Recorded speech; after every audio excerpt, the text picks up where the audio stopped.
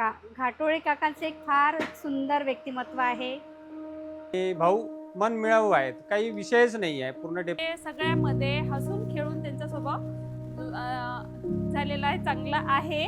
मैं कभी उनको घाटोड़े जी, घाटोड़े काका ऐसे अलग अलग नाम से बोलते हैं सब लोग। उनके बारे में अभी कितना बोलो, अभी तो ड्यूटी से जस्ट उतरे हैं, अभी भी हंसते खुसते घूम रहे हैं डेपो में। ये नहीं बोलूँगी तुम आदमी का रिटायरमेंट आ गया करके।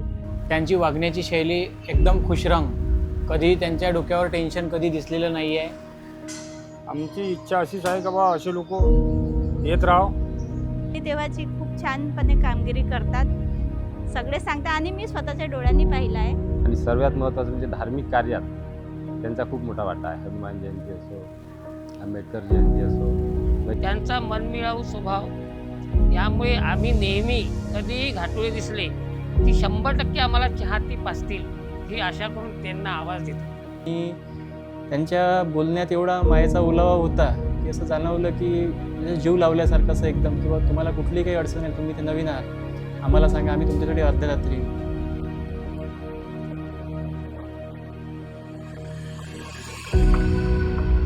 कोणी मदत न करता एकदम धावून येणं, दवाखान्यापर्यंत पोहोचवणं, प्राण वाचवणं, इतक्यापर्यंत माझ्यासोबत त्यांनी खूप सुंदर हे केलं आहे, खूप सुंदर काम केलं आहे. आताही 18 वर्षाचेच वाटतात ते. जिन राहों पर चलते चलते साल यूं ही बीत गए, उन यादों को संजोए अब नए सपनों में जुड़ गए. सेवा की इस लंबी डोरी में मोती थे अनमोल, अब नई राह देगी तुमको खुशियों के पल अनमोल.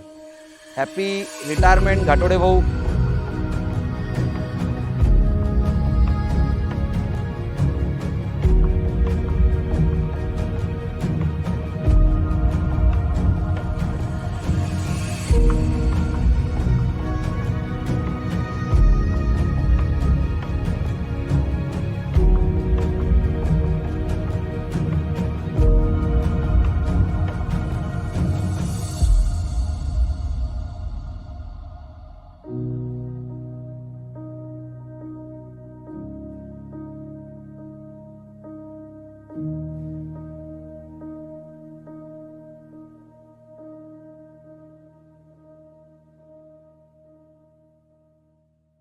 मुसाफिर हूँ यारों, ना घर है ना ठिकाना.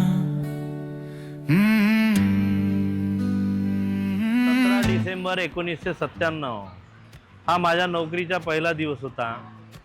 त्या दिवशी मी सकाळी घरून, नागपूरवरून सकाळी 8 वाजता मी घरून निघालो. आईने मला डबा बनवून दिलेला होता. इथे येऊन जॉईन झालो 10 वाजता.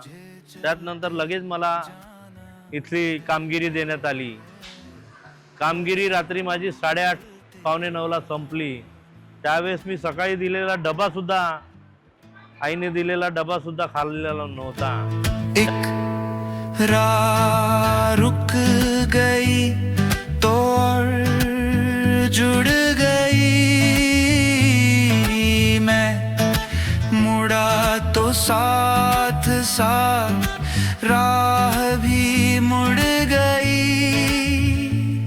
हवा के परों पर मेरा आशियाना. असा प्रसंग वाटला का मी कोणत्या नोकरीत आलो. इथे रात्री 9:30ला हिशोब दिला मी, त्यामध्ये मला 37 रुपये शॉर्ट आले होते पहिल्या दिवशी. असं वाटलं का आता याच्यानंतर ही नोकरी आपल्या काही कामी पडणार नाही. माहिती नव्हतं कुठं झोपायचं, काय झोपायचं. एक बस भेटली. 17 डिसेंबर, कडाक्याची थंडी. त्या दिवशी राऊत बाबू म्हणून होते आणि मी दोघंही एका बसमध्ये झोपलो. पहाटे सकाळी 6ला उठलो. त्याच्यानंतर उठून लगेच नागपूरची गाडी पकडली. त्यानंतर 2 दिवस मी आलो नाही. हा माझ्या आयुष्यातला ऐतिहासिक प्रसंग आहे. उधर बुला लिया, सुबह से शाम से मेरा दोस्ताना.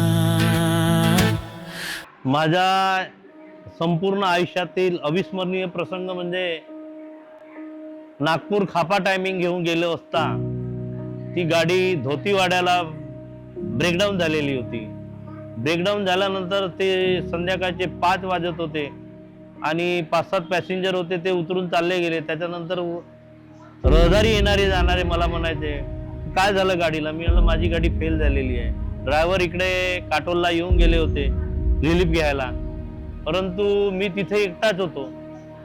ती रिलीफ पहाटेचे 3:30 वाजता रिलीफ आली होती ती, परंतु त्या जंगलामध्ये मी त्या गाडीत एकटा, कारण की मला 5 वाजता जे रहदारी जात होते त्यांनी सांगितलं होतं की या जंगलामध्ये वाघ आहे, पाहून विचार करून बाहेर पडायचं. परंतु मला अजूनही आठवते का खरोखर मी त्या जंगलामध्ये पहाटेचे 3:30 वाजेपर्यंत मी तिथं राहिलो का, अजूनही मला असं आठवतं. तो माझ्या जीवनातला मी कधी विसरणारा अविस्मरणीय प्रसंग आहे तो.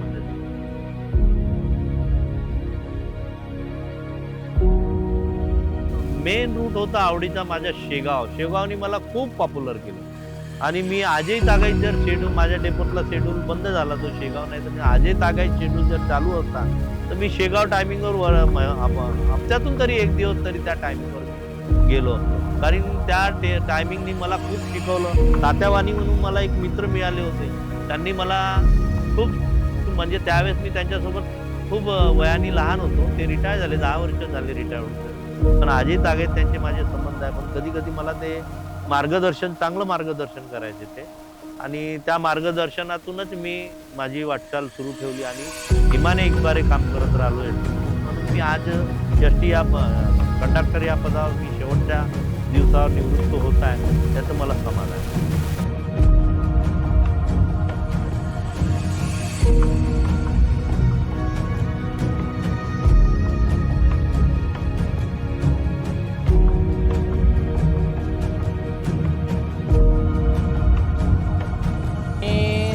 राष्ट्रसंत तुकडोजी महाराजाचं एक म्हणणं आहे, एक तरी असू दे अंगी कला. त्याप्रमाणे त्यांना एक भजनाची एक आवड आहे.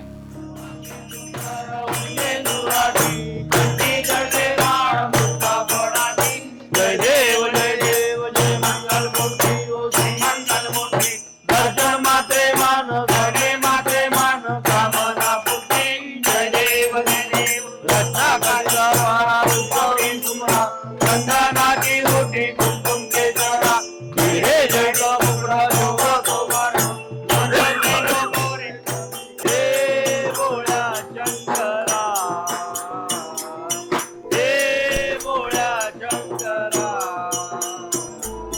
हे बोळ्या शंकरा. इदा पार्वती हरवला हर हर महादेव. सण उत्सवाच्या वेळेस तर आमच्या एसटी 365 दिवस आम्हाला ड्युटी करावी लागते. कारण का आम्ही जर ड्युटी केली नाही तर काही लोकांचे सण उत्सव होऊ शकणार नाही. कारण की ज्या गावी त्यांना त्यांच्या माहेरी जावं लागते, कुणाला आपल्या ड्युटी अवर्समधून घरी यावं लागते, तर त्यांना सोडण्यासाठी साधन म्हणजे एसटी लालपरीच आहे. आणि त्याच्यासाठी आम्हाला त्या दिवसावर आम्हाला ड्युटी करावी लागते. परंतु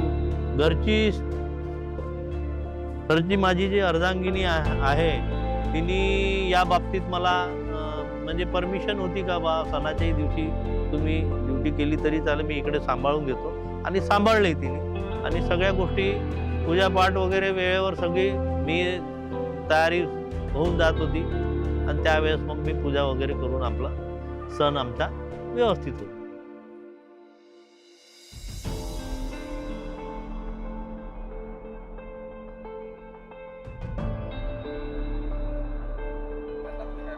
मार्गदर्शन त्यांच्यासाठी माझं एवढंच आहे का इमाने एक बारे त्यांनी नोकरी करावी, कोणाचे 5 पैसे खाऊ नये. जसं आज मी 28 वर्ष नोकरी केली, मी कोणी 5 रुपये मला देत आला असेल तर मी त्याला म्हटलं नाही रे बाबा 10 रुपये दे आणि तू आपली तिकीट घेऊन सुखाने प्रवास कर आणि मलाही प्रवास कर. आणि माझे सहकारी जे नवीन लागले त्यांनाही मी हे सांगितलं का चोरी करू नको. पैसा जे श्रमानं मिळालेला पैसा त्याच्यातच समाधानी आहे, आणि त्या पैशातूनच आपलं सगळं काही हे होऊ शकतं. चोरी केलेला पैसा कधी पळत नाही.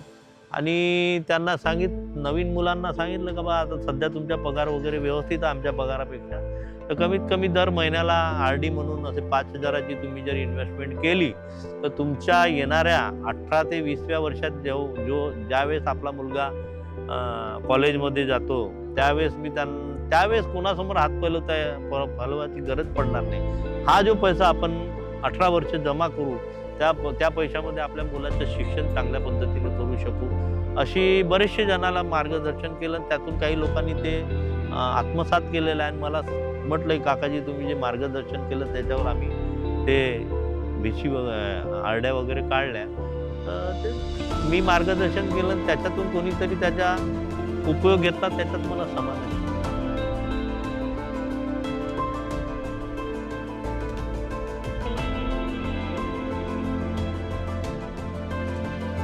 या डेपोमुळे मला म्हणजे इतकं पॉप्युलर केलं का मला चांगले सहकारी मिळाले. गजेंद्र फुलपेर सारखा मला एक मोठा भाऊ म्हणून त्यांनी माझ्या पाठीमागे उभा राहिला. तसे बरेचसे आहे, बरेचसे लोक या डेपो बरेचसे लोक आहे. मदनकर बाबूजी आहे, त्याच्यात राऊत साहेब आहे, भांगेजी आहे, त्याच्या आधी चडोकरजी म्हणजे रिटायर झालेले लोक आहे बरेचसे असे माझे मित्रमंडळी. त्यांनी खूप मला सहकार्य केलं आणि मी शून्यातून या काटोल डेपोमध्ये म्हणजे शून्यातूनच आलेलो होतो. आज सगळं काही एस टी महामंडळाने मला सगळं दिलेलं आहे. मी एस टी महामंडळाच्या शेवटच्या क्षणापर्यंत ऋणी राहील. या जन्मावर या जगण्यावर शतदा प्रेम करावे, शतदा प्रेम करावे, शतदा प्रेम करावे. या जन्मावर या जगण्यावर शतदा प्रेम करावे. या जन्मावर या जगण्यावर शतदा प्रेम करावे. जय गजानन.